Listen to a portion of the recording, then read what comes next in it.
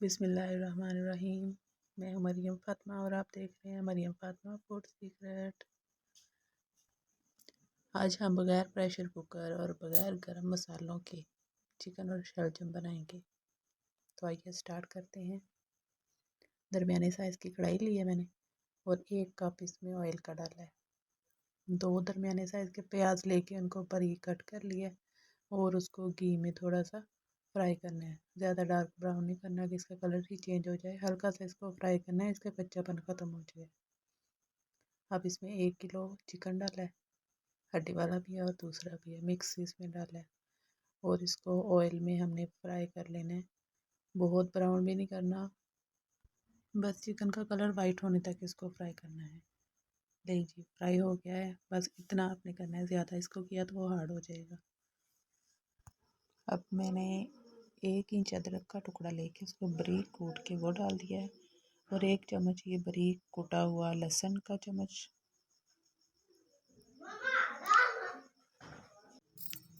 4 अदद हरी मिर्च मोटी कूट के डाली है। अब इसको 2 मिनट के लिए भूना मैंने। इसकी खुशबू भी बहुत अच्छी आने लग गई है और इसका टेस्ट भी चिकन का इस स्टेज पे बहुत अच्छा होने लग जाता है। 2 बड़े साइज़ के टमाटर बारीक काट के अब इसको भून लिया। अब इसमें जाएगा नमक हस्बे जायका या आधा चाय का चम्मच और आधा चाय का चम्मच इसमें लाल मिर्च और थोड़ी सी हल्दी। अब इसको भून लेना है, टमाटर के पानी में ही ये भुनाई हो जाएगी इसकी। अगर आपने मेरा चैनल सब्सक्राइब नहीं किया तो वो भी कर दें, इससे मेरी हौसला अफजाई हो जाएगी। तकरीबन 5 मिनट में इसकी बुनाई हो गई है, ऑयल छोड़ दिया है और अब इसमें 1 कप पानी का डाल दिया मैंने। पानी को तकरीबन बॉयल आने लग गया है तो अब इसमें बारीक कटे हुए 1 किलो शलजम डाल दिए मैंने। इनको बारीक बारीक काट लिया क्योंकि इसको मैंने कुकर में नरम नहीं किया, इसको स्टीम पे नरम करना है।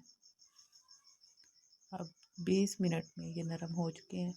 अब इसकी भुनाई कर लेनी है। गल भी गए हैं, ये मैंने चेक कर लिया है, गल गए हैं। इसकी भुनाई कर ली है। अब इसमें सर्दियों का ताज़ा ताज़ा धनिया ऐड कर दिया है। बहुत ही प्यारी खुशबू आ रही है।